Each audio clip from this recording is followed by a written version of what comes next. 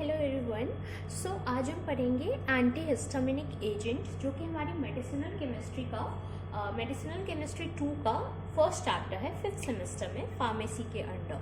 सो पहले आते हैं एंटी हिस्टामिनिक एजेंट होते क्या है। एंटी मतलब आपको पता है ऑपोजिट, एंड हिस्टामिनिक एजेंट वो जो कि हिस्टामिन की तरह काम करे। तो वो एजेंट जो हिस्टामिन के ऑपोजिट में काम करेंगे उनको हम एंटी हिस्टामिनिक एजेंट बोलेंगे। तो अभी पहले ये पढ़ते हैं कि हिस्टामिन क्या है, राइट। तो हिस्टामिन एक केमिकल है, केमिकल कह सकते हो, हार्मोन कह सकते हो, केमिकल है जो कि रिलीज होता है सेल से, मतलब जो हमारे बॉडी सेल्स हैं, टिश्यूज हैं, वही इसको रिलीज करते हैं। लेकिन कब रिलीज करते हैं? जब कोई इंजरी हो जाए या एलर्जिक और इन्फ्लेमेटरी रिएक्शन हो जाए। मतलब जब आपको कोई चोट लगती है या एलर्जी होती है या फिर इन्फ्लेमेटरी रिएक्शन होते हैं तो हमारे सेल्स एक केमिकल या हार्मोन रिलीज करते हैं, उसको हम हिस्टामिन बोलते हैं। ठीक है, अब आ जाते हैं हिस्टामिन के स्ट्रक्चर पे। तो जो हिस्टामिन का स्ट्रक्चर है उसके केमिकली हिस्टामिन के स्ट्रक्चर में 3 ग्रुप्स है। मतलब याद करने के लिए हम ऐसा बोल सकते हैं कि हिस्टामिन के स्ट्रक्चर में 3 ग्रुप्स है। पहला ग्रुप है इमिडाजोल। अब इमिडाजोल आपने पढ़ा होगा ऑर्गेनिक में लास्ट सेमेस्टर में। इमिडाजोल की रिंग होती है, 5 मेंबर्ड रिंग होती है जिसमें 2 नाइट्रोजन होते हैं। तो ये रिंग आप बना लोगे और फिर इसमें डबल बॉन्ड्स होते हैं यहाँ पे। तो ये इमिडाजोलिन की ring plus ethylene chain, ethylene मतलब CH2 इथाइलिन की चेन और एक अमीन ग्रुप मतलब NH2। तो इन तीनों से मिलके बनता है हिस्टामिन का स्ट्रक्चर। तो ये है हिस्टामिन का स्ट्रक्चर, राइट। अब आ जाते हैं फिजियोलॉजिकल एक्शंस ऑफ हिस्टामिन।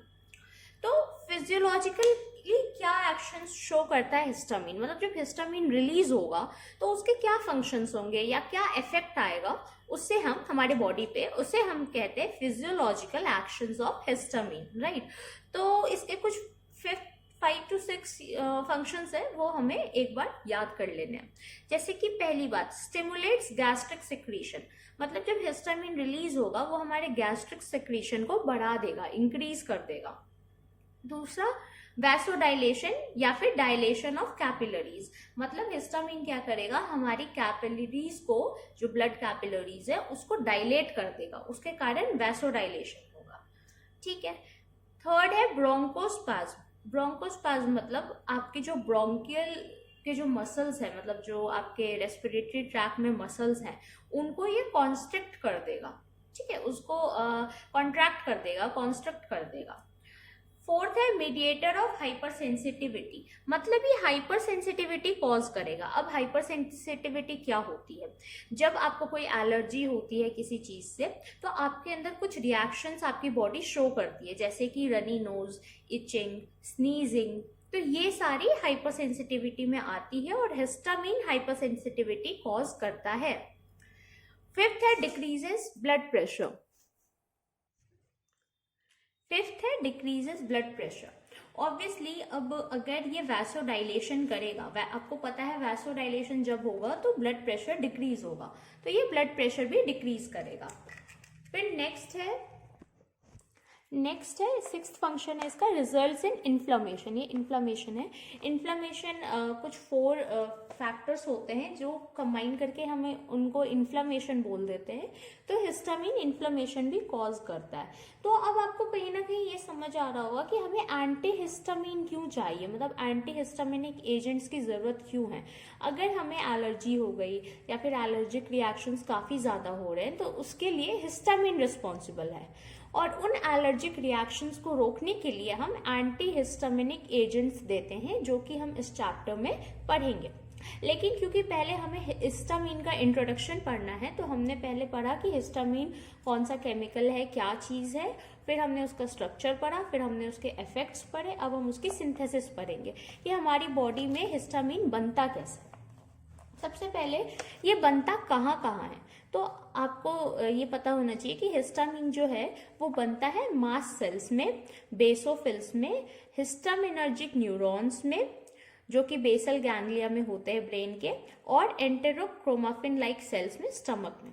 तो यहाँ पे कुछ 3-4 जगह बताई गई है जहाँ पे कुछ ऐसे प्लेसेस है जहाँ पे हिस्टामिन सिंथेसाइज होते हैं ज्यादा करके।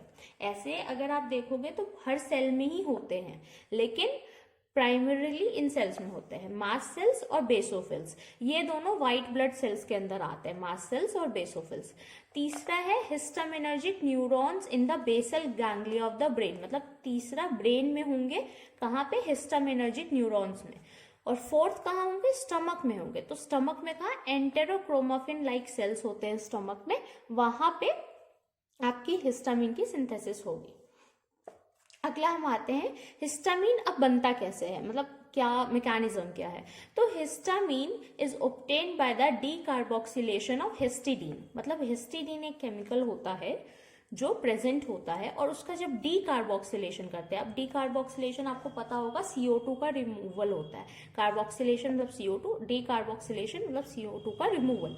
तो जब CO2 का रिमूवल करते हैं हिस्टिडीन से, तो हमें हिस्टामिन मिलता है। लेकिन कैसे करेंगे, एंजाइम जो यहाँ पे यूज होता है वो है हिस्टिडीन डीकार्बोक्सिलेज। मतलब जब हिस्टिडीन डीकार्बोक्सिलेज के प्रेजेंस में आता है तो डीकार्बोक्सिलेशन होता है और हमें हिस्टामिन मिलता है। आप यहाँ हिस्टिडीन डीकार्बोक्सिलेज एंजाइम भी लिख सकते हो रिएक्शन में। और यहाँ आप देख रहे हो जैसे वही इमिडाजोलिन रिंग है, यहाँ NH2 के बाद COOH ग्रुप है, ये COOH। जब इसमें से CO2 हटा दोगे, मतलब CO और 2 O मतलब 2 ऑक्सीजन हटा दोगे, तो आपके पास सिर्फ NH2 बचेगा, और वही NH2 इधर है, ठीक है। यहाँ इसलिए -CO2 लिखा है हमने। अब नेक्स्ट आ जाते हैं स्टोरेज पे। अब स्टोरेज मीन्स हिस्टामिन बन तो रहा है, बट हिस्टामिन बनने के बाद स्टोर कहाँ हो रहा है। तो यहाँ पे हमें ये जानना है कि हिस्टामिन जो है वो नियरली ऑल बॉडीली टिश्यूज में स्टोर होता है, मतलब सारे बॉडी के टिश्यूज में हिस्टामिन आपको मिल जाएगा।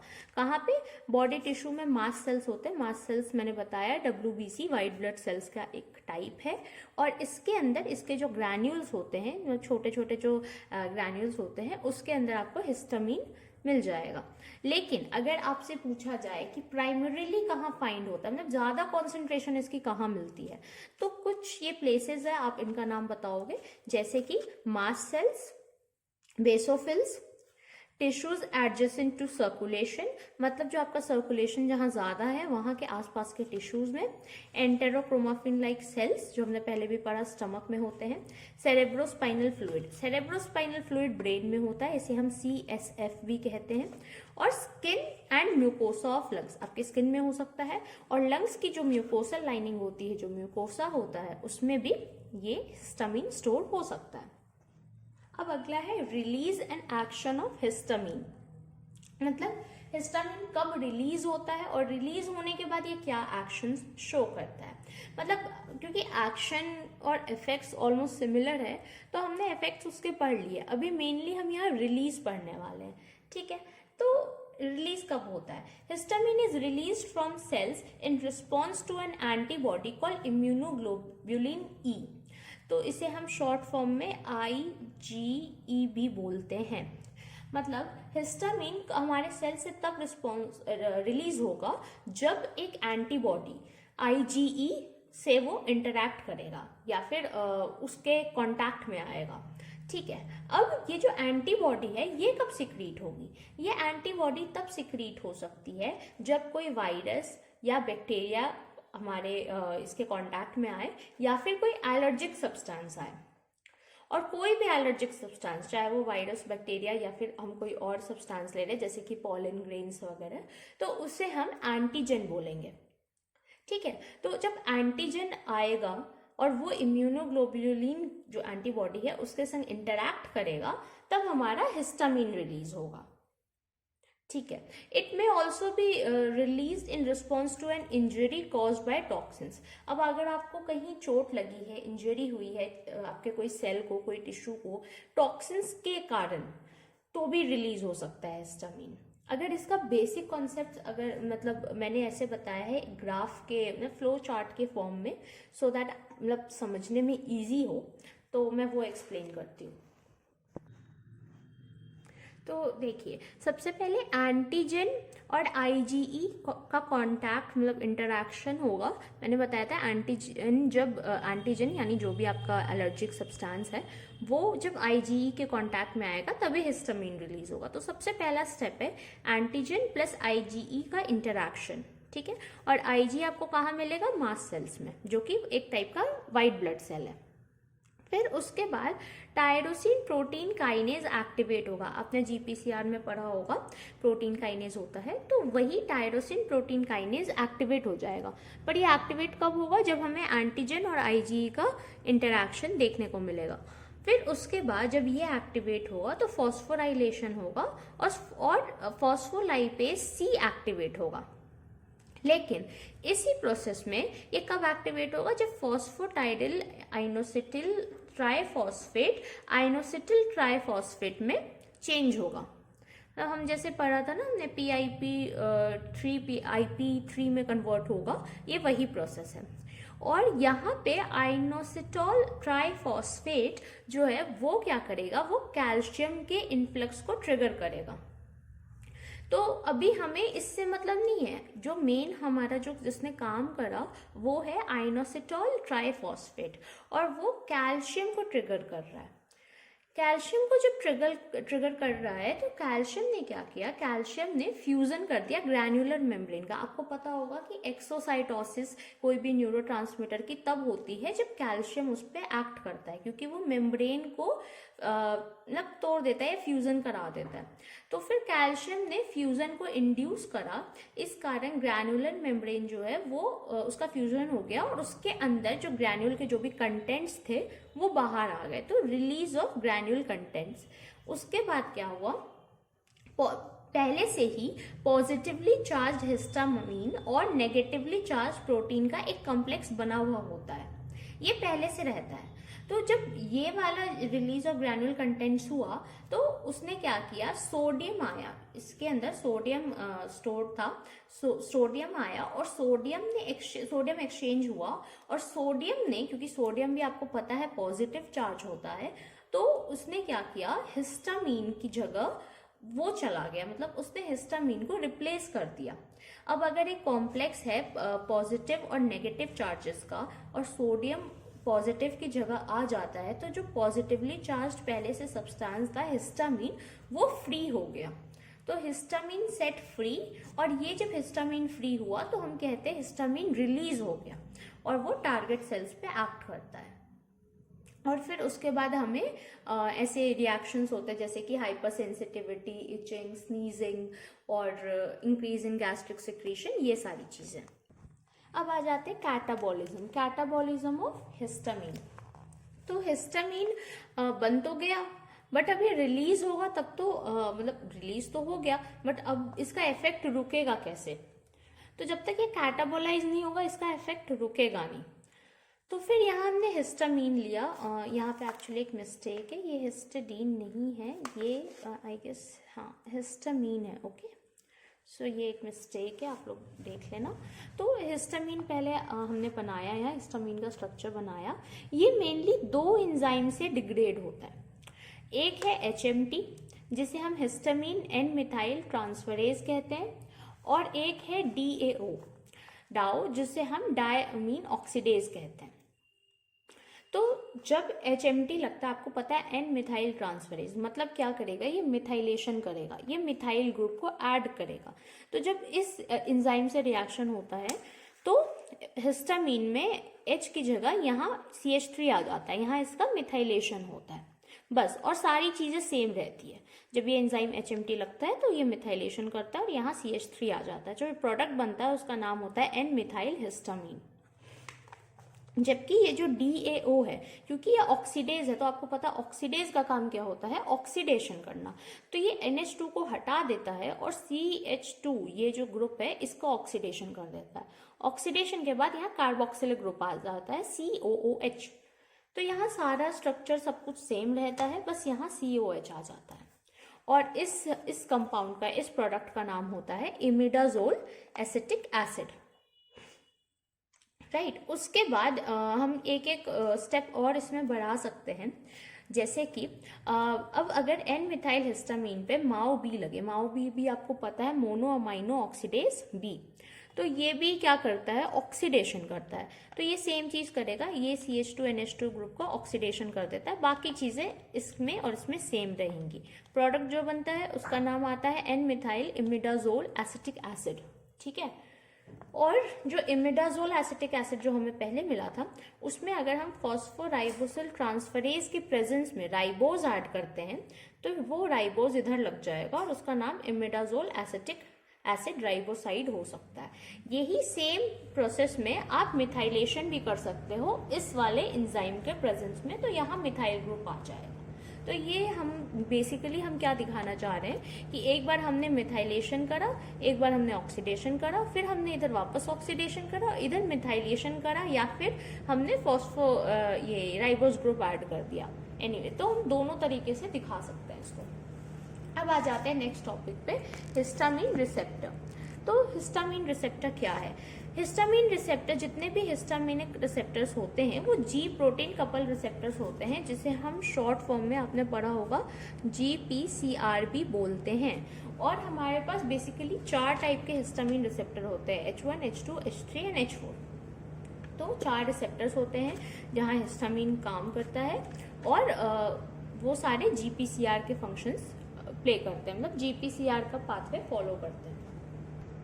अब हम एक एक रिसेप्टर को थोड़े डिटेल में पढ़ेंगे। डिटेल में हमें बस यही पढ़ना है कि उसका लोकेशन यानी डिस्ट्रीब्यूशन जो हमारे सिलेबस में है, तो लोकेशन क्या क्या है, कहाँ कहाँ पे वो है, और वो प्राइमरीली क्या इफेक्ट, क्या फंक्शंस शो करता है, ठीक है। तो सबसे पहले हम पढ़ते हैं H1 रिसेप्टर। H1 रिसेप्टर का प्राइमरी फंक्शन होता है एलर्जिक इन्फ्लेमेशन, मतलब वो जब इफेक्ट शो करेगा उसका प्राइमरी इफेक्ट एलर्जिक इन्फ्लेमेशन होता है, मतलब एलर्जी कॉज करना होता है। ये कहाँ कहाँ लोकेटेड होता है?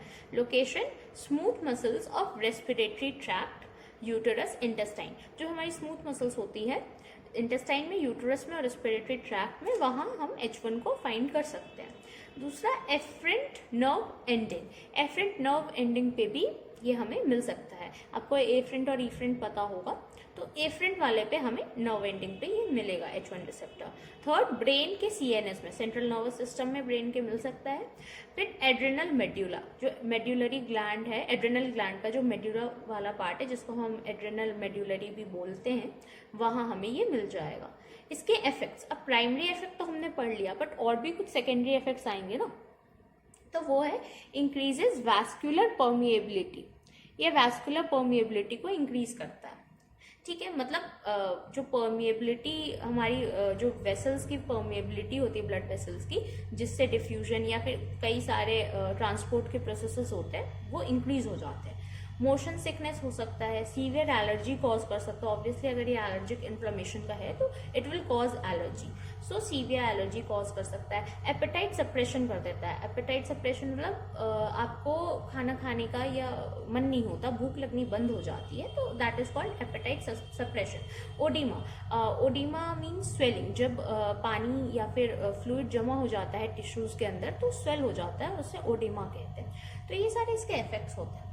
एक और चीज जो पता रखना चाहिए हमें, वो ये है कि H1 acts through phospholipase C, like H1 stimulates phospholipase C।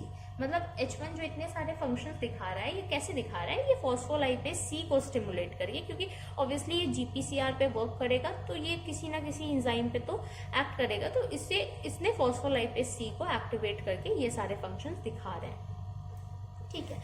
अब हम आ जाते हैं H2 पे। तो H2 रिसेप्टर क्या है? H2 रिसेप्टर का प्राइमरी फंक्शन है रेगुलेट्स गैस्ट्रिक एसिड सिक्रीशन। ये बहुत इंपॉर्टेंट पार्ट है, क्योंकि आगे जब हम इसकी क्लासिफिकेशन पढ़ेंगे तो H1 और H2 ही मेन प्राइमरी क्लासिफिकेशन में हेल्प करेंगे, तो हमें H1 और H2 बहुत क्लियर होना चाहिए। तो H2 में क्या है? H2 का प्राइमरी फंक्शन है रेगुलेट्स गैस्ट्रिक एसिड सिक्रीशन। जो गैस्ट्रिक एसिड, गैस्ट्रिक एंजाइम जो हमारे स्टमक में सिक्रीट होते हैं, उसको H2 रेगुलेट करता है।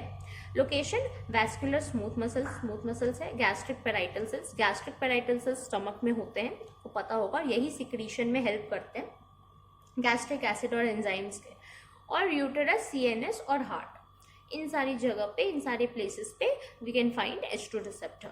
Now next effects. तो ये क्या इफेक्ट शो करता है? ये गैस्ट्रिक एसिड सिक्रीशन को इंक्रीज करता है, ये बहुत इंपॉर्टेंट पॉइंट है, इंक्रीजेस गैस्ट्रिक एसिड सिक्रीशन।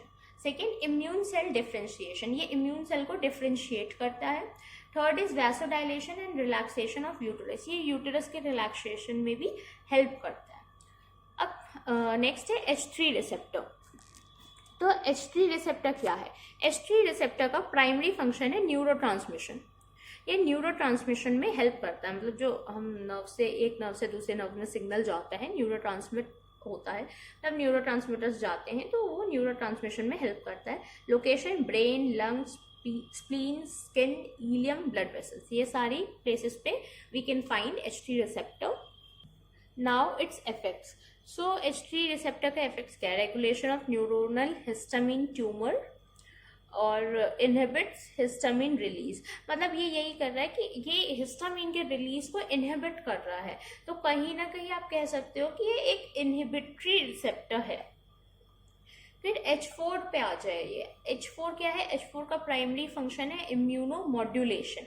हमने 4 स्टेप्स पढ़े थे ना नर्व ट्रांसमिशन में, ये नर्व ट्रांसमिशन को न्यूरो ट्रांसमिशन, ये सारी चीज़ें बोलते हैं। तो ये इम्यूनो मॉड्यूलेशन कर रहा है। इम्यूनो मॉड्यूलेशन आप कह सकते हो कि जो इम्यून सेल है, क्योंकि इम्यूनिटी से रिलेटेड है, इम्यून सेल्स है, उनको मॉड्यूलेट कर रहा है, मतलब रेगुलेट कर रहा है एक तरीके से। लोकेशन है प्राइमरीली इन हिमैटोपोएटिक सेल्स। अब हिमैटोपोएटिक सेल्स वो स्टेम सेल्स है जो बाकी सारे सेल्स को मतलब बर्थ देते हैं, या बाकी सारे सेल्स इन सेल से अराइज होते हैं, हिमैटोपोएटिक सेल्स से। अब इसके इफेक्ट्स क्या है? ये H4 के इम्यून सेल कीमोटैक्सिस, मतलब जो इम्यून सेल्स हैं उनकी ये डेथ कराता है। कीमोटैक्सिस मतलब डेथ कराना, केमिकली डेथ कराना इज कॉल्ड कीमोटैक्सिस। तो जब आपने पढ़ा होगा, जैसे जब हमारे सेल्स वीक हो जाते हैं, ओल्ड हो जाते हैं, तो एक सोसाइटल बैग होती है हमारे सेल में जिससे सेल की डेथ हो जाती है। तो वैसे ही जब इम्यून सेल्स काम नहीं करते हैं या कुछ और रीजन के कारण वो प्रॉपर फंक्शन नहीं करते, तो उनकी डेथ करानी ज़रूरी हो जाती है, और H4 रिसेप्टर इसी में काम करता है, इम्यून सेल की कीमोटैक्सिस में। इन्फ्लेमेशन में भी काम करता है, और ऑटो इम्यून डिसऑर्डर। अब आपको पता है ऑटो इम्यून डिसऑर्डर कब होता है? जब हमारे ही सेल्स, मतलब जो इम्यून सेल्स है वो हमारी बॉडी सेल्स को अटैक करने लगते हैं, उनको डिस्ट्रॉय करने लगते हैं। तो जब H4 रिसेप्टर हमने पढ़ा इम्यून सेल की कीमोटैक्सिस करता है, तो इसीलिए उसे हम ऑटो इम्यून डिसऑर्डर में देते हैं, ताकि इम्यून सेल्स हमारे बाकी बॉडी सेल्स को इफेक्ट ना करें। तो इसमें ऑटो इम्यून डिसऑर्डर के संग आप कैंसर भी ऐड कर सकते हो, क्योंकि कैंसर में भी हम H4 रिसेप्टर पे काम करते हैं। तो ये हो गया इंट्रोडक्शन हमारे हिस्टामिन का। हमने स्टार्टिंग से अभी आज पढ़ा, क्या क्या पढ़ा हमने? बेसिक्स सारे पढ़ लिए हिस्टामिन के ऊपर। तो हमने हिस्टामिन का इंट्रोडक्शन पढ़ा कि हिस्टामिन है क्या, definition, introduction, definition, structure, then वो कैसे सिंथेसाइज हो रहा है तो हमने सिंथेसिस पढ़ी, फिर कहाँ स्टोर हो रहा है तो स्टोरेज भी पढ़ा, हमने रिलीज भी पढ़ा, और हमने कैटाबॉलिज्म भी पढ़े, और उसके बाद हमने रिसेप्टर्स कंप्लीट करे। तो आपका इंट्रोडक्शन ऑफ हिस्टामिन और हिस्टामिन का जो मतलब जो भी पार्ट था इंट्रोडक्शन पार्ट, वो कंप्लीट हो चुका है। नेक्स्ट हमें पढ़ना है एंटी हिस्टामिनिक क्लासिफिकेशन, वो हम नेक्स्ट वीडियो में पढ़ेंगे।